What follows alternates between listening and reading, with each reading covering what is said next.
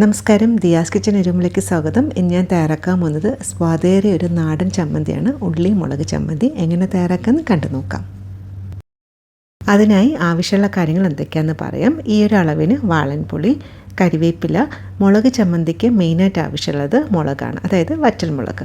ഞാനിവിടെ ഒരു 8 കാശ്മീരി വറ്റൽമുളകും എടുത്തിട്ടുണ്ട്. അതുപോലെ തന്നെ ഒരു 4 എരിവുള്ള വറ്റൽമുളകും. ഇങ്ങനെ ചെയ്യുമ്പോൾ നമ്മുടെ ചമ്മന്തിക്ക് അത്യാവശ്യം നല്ലൊരു കളറും ഉണ്ടാവും, എരിവും ഉണ്ടാവും. ഇനി അടുത്തായിട്ട് കുറച്ച് ഉള്ളിയാണ് ആവശ്യമായിട്ടുള്ളത്. ചെറിയ ഉള്ളിയും ഒരു സവാള എടുത്തിട്ടുണ്ട്, അതായത് ഒരു 10 മുതൽ 12 ചെറിയ ഉള്ളിയും ഈ ഒരു അളവിൽ സവാള എടുത്തിട്ടുണ്ട്. ഇത് ചെറിയ ഉള്ളിയിൽ മാത്രം ചെയ്യുകയാണെങ്കിൽ കുറച്ചുകൂടി ടേസ്റ്റി ആയിരിക്കും. അങ്ങനെയാണെന്നുണ്ടെങ്കിൽ ഒരു 20 മുതൽ 25 ചെറിയ ഉള്ളിയെങ്കിലും എടുക്കണേ. ഒരു ചെറിയ കുടം വെളുത്തുള്ളി എടുത്തിട്ടുണ്ട്. ഇപ്പോൾ ഇതിപ്പോൾ ചെറിയ വെളുത്തുള്ളി ആയതുകൊണ്ടാണ് ഒരു കുടം വെളുത്തുള്ളി എടുത്തത്. ഇപ്പോൾ വലിയ വെളുത്തുള്ളി ആണെന്നുണ്ടെങ്കിൽ ഒരു 6 മുതൽ 7 വെളുത്തുള്ളി വരെ എടുക്കാം. അടുത്തായിട്ട് ഈ സവാളയും ചെറിയ ഉള്ളിയും ഒന്ന് ചെറുതായിട്ടൊന്ന് സ്ലൈസ് ചെയ്തെടുക്കുക. ഒത്തിരി തിന്നാക്കേണ്ട ആവശ്യമൊന്നുമില്ല, റഫായിട്ട് കട്ട് ചെയ്താലും മതിയാകും. വെളുത്തുള്ളി ചെറുതായതുകൊണ്ട് തന്നെ കട്ട് ചെയ്യേണ്ട ആവശ്യമില്ല. ഇത്രയും കാര്യങ്ങൾ റെഡി ആയി കഴിഞ്ഞാൽ നമുക്ക് ചമ്മന്തി തയ്യാറാക്കാം. അതിനായിട്ട് ഒരു പാനിലോട്ട് ചെറിയ സ്പൂണ് വെളിച്ചെണ്ണ ഒഴിച്ചു കൊടുക്കുക. കുറച്ചധികം വെളിച്ചെണ്ണ എടുക്കുകയാണെങ്കിൽ കുറച്ചുകൂടി നന്നായിരിക്കും. ഞാനിപ്പോൾ ഒരു ചെറിയ സ്പൂൺ വെളിച്ചെണ്ണ മാത്രമേ ചേർക്കുന്നുള്ളൂ. ഇനി ഇതിലോട്ട് നമ്മൾ എടുത്ത് വെച്ചേക്കുന്ന മുളകിൻ്റെ ഈ ഒരു പാർട്ട്, അത് എൻ്റെ ഞെട്ട് ആവശ്യമായിട്ടില്ല, അത് മാറ്റിയതിന് ശേഷം പാനിലോട്ട് ഇട്ട് കൊടുക്കാം. ഇനി ഫ്ലെയിം തീരെ ലോയിൽ വെച്ചതിന് ശേഷം ഇത് 1-2 മിനിറ്റ് നന്നായിട്ടൊന്ന് റോസ്റ്റ് ചെയ്തെടുക്കുക. അതായത് ഈ വറ്റൽമുളകിൻ്റെ ഒരു കുത്തലുണ്ടല്ലോ, അതൊക്കെ മാറണം. അതുപോലെ തന്നെ വറ്റൽമുളകിൻ്റെ കളർ ചെറുതായിട്ട് മാറുക വേണം. ഇത് വേണമെന്നുണ്ടെങ്കിൽ ഉള്ളിയൊക്കെ ഇതിൻ്റെ കൂടെ തന്നെ ചേർക്കാം. പക്ഷേ അങ്ങനെ ചെയ്താൽ മുളക് നന്നായിട്ടൊന്ന് വറുത്തെടുക്കാനായിട്ട് പറ്റില്ല. അതുകൊണ്ടാണ് നമ്മൾ ആദ്യമേ മുളക് വറുത്ത് മാറ്റിയതിന് ശേഷം ബാക്കി കാര്യങ്ങൾ ചേർക്കുന്നത്.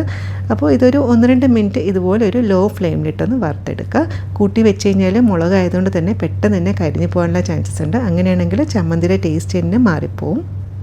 അങ്ങനെ മുളക് വറുക്കാൻ തുടങ്ങിയിട്ട് ഇപ്പോൾ ഒരു 2 മുതൽ 3 മിനിറ്റ് ആയിട്ടുണ്ട്. മുളകിൻ്റെ കളറുണ്ട് ചെറുതായിട്ടൊന്ന് മാറിയിട്ടുണ്ട്.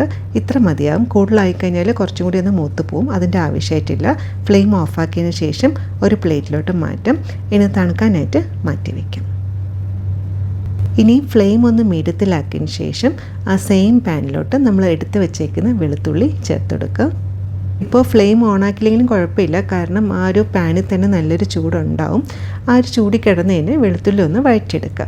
അതായത് വെളുത്തുള്ളിയുടെ ഒരു പച്ചമണം ഉണ്ടല്ലോ, അത് മാറുന്നവരെ ഒന്ന് വഴറ്റിയെടുക്കുക. അപ്പോൾ ചെറിയ വെളുത്തുള്ളി എടുക്കുകയാണെങ്കിൽ കുറച്ചും കൂടി ടേസ്റ്റി ആയിരിക്കും. വലിയ വെളുത്തുള്ളി ആണെന്നുണ്ടെങ്കിൽ ചെറുതായിട്ടൊന്ന് നീളത്തിൽ കട്ട് ചെയ്തെടുക്കണേ. അതിനുശേഷം നമ്മൾ റെഡിയാക്കി വെച്ചിരിക്കുന്ന ഉള്ളിയും കൂടി ചേർത്തതിന് ശേഷം നന്നായിട്ടൊന്ന് വഴറ്റിയെടുക്കുക. ചെറിയ ഉള്ളി നന്നാക്കാൻ സമയം ഇല്ലയെന്നുണ്ടെങ്കിൽ സവാളയിൽ വേണമെന്നുണ്ടെങ്കിലും ഈ ഒരു ചമ്മന്തി തയ്യാറാക്കാം. പക്ഷേ ചെറിയ ഉള്ളിയിൽ തയ്യാറാക്കുമ്പോഴാണ് കുറച്ചും കൂടി ടേസ്റ്റ് ഉണ്ടാവുക. ഇനി ഇതിലോട്ട് ആവശ്യത്തിന് ഉപ്പും കൂടി ചേർത്ത് കൊടുക്കാം.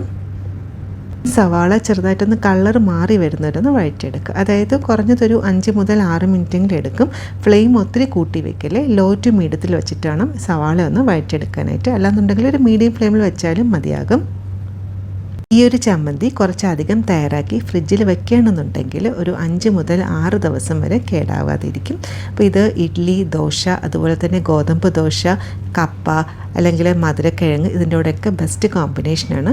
കൂടെ തന്നെ കരിവേപ്പിലയും കൂടെ ചേർത്ത് കൊടുക്കുക. കരിവേപ്പില ചേർക്കുമ്പോൾ പ്രത്യേക ഒരു ടേസ്റ്റാണ്. അതുപോലെ തന്നെ ഉള്ളി വഴറ്റുന്ന ഒരു സ്റ്റെപ്പ് സ്കിപ്പ് ചെയ്യില്ല കേട്ടോ.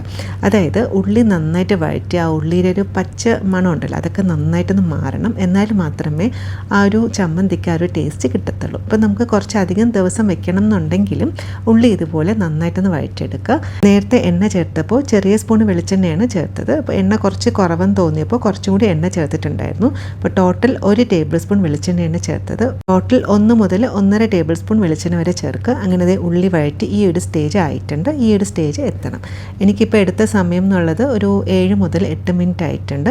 ഇനി ഇതിലോട്ട് നമ്മൾ എടുത്ത് വെച്ചേക്കുന്ന വാളൻപുളി ചേർത്ത് കൊടുക്കുക. വാളൻപുളി ചേർക്കുമ്പോൾ അതിൻ്റെ സീഡൊന്ന് മാറ്റിയിട്ടായിരിക്കണം ചേർക്കാനായിട്ടുള്ളത്. ഇനി ഇതിലോട്ട് 1/4 ടീസ്പൂൺ കായപ്പൊടി കൂടി ചേർത്ത് കൊടുക്കുക. ഇനി ഫ്ലെയിം ഓഫാക്കിയതിന് ശേഷം 1 മിനിറ്റ് നന്നായിട്ടൊന്ന് മിക്സാക്കി കൊടുക്കുക. പാനിൽ ചൂടുള്ളത് കൊണ്ട് തന്നെ പുളിയും നല്ല സോഫ്റ്റായിട്ട് കിട്ടും. പിന്നെ പുളി എടുക്കുമ്പോൾ നമുക്ക് എത്രത്തോളം പുളി ആവശ്യമുണ്ടോ അതനുസരിച്ചിട്ട് എടുക്കുക. ഈ ഒരു അളവിൽ എടുക്കുകയാണെന്നുണ്ടെങ്കിൽ പാകത്തിനായിരിക്കും. ഇനി ഇത് ചെറുതായിട്ട് തണുക്കാനായിട്ട് വെയിറ്റ് ചെയ്യാം. ഈ സമയത്ത് തന്നെ വറ്റൽമുളകിൻ്റെ ചൂട് ചെറുതായിട്ടൊന്ന് മാറിയിട്ടുണ്ട്. അടുത്തായിട്ട് മിക്സിയുടെ ചെറിയ ജാറിലോട്ട് നമ്മൾ റെഡിയാക്കി വെച്ചേക്കുന്ന വറ്റൽമുളക് ചേർത്ത് കൊടുക്കുക.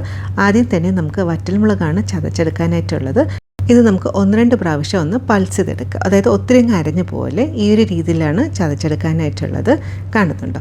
ഇപ്പോൾ നമുക്ക് എല്ലാം കൂടി ഒരുമിച്ചിട്ട് ചതച്ചെടുക്കുകയാണെന്നുണ്ടെങ്കിൽ ഇതുപോലെ വറ്റൽമുളക് റെഡിയാകണമെന്നില്ല. ഇനി ഇതിലോട്ട് ബാക്കി ചേരുവകളും കൂടി ചേർത്തതിന് ശേഷം ഒന്ന് പൾസ് ചെയ്തെടുക്കുക. പൾസ് ചെയ്യുമ്പോൾ ഒത്തിരി അങ്ങ് അരഞ്ഞു പോകല്ലേ. എന്നാൽ നമ്മൾ ചേർത്ത ആ ഒരു പുളിയും ഉള്ളിയും വെളുത്തുള്ളിയൊക്കെ നന്നായിട്ട് ചതഞ്ഞ് കിട്ടുകയും വേണം. ഈ ഒരു രീതിയിലാണ് റെഡിയാക്കി എടുക്കേണ്ടത്. കാണുന്നുണ്ടോ? അപ്പോൾ ഇതിൽ വെള്ളമൊന്നും ചേർക്കേണ്ട ആവശ്യമില്ല. കാരണം പുളിയുടെ ഈർപ്പവും അതുപോലെ തന്നെ ഉള്ളിയുടെ ഈർപ്പവും നന്നായിട്ടുണ്ടാവും. ഈ സമയം ഉപ്പ് നോക്കുക. ഉപ്പ് ആവശ്യമാണെങ്കിൽ ഉപ്പ് ഒന്നുകൂടി ചേർത്ത് കൊടുക്കുക. ഞാൻ ഉപ്പ് നോക്കിയപ്പോൾ ഉപ്പ് പാകത്തിനാണ്. സ്വാദേറിയ മുളക് ചമ്മന്തി റെഡി ആയിട്ടുണ്ട്. ഇന്ന് മുളക് ചമ്മന്തിയുടെ സെർവ് ചെയ്യുന്ന ദോശയാണ്. ദോശക്കല്ല് നന്നായിട്ട് ചൂടാൻ ശേഷം കുറച്ച് നല്ലെണ്ണ ഇതുപോലെ സ്പ്രെഡ് ചെയ്തതിന് ശേഷം ഇതുപോലെ തട്ടുദോശ റെഡിയാക്കി എടുക്കുന്നുണ്ട്. അപ്പോൾ ഈ ഒരു ചമ്മന്തിയുടെ കൂടെ ബെസ്റ്റ് കോമ്പിനേഷൻ ഇഡ്ഡലി, തട്ടുദോശ, അതുപോലെ തന്നെ ഗോതമ്പ് ദോശയും ബെസ്റ്റ് കോമ്പിനേഷനാണ്.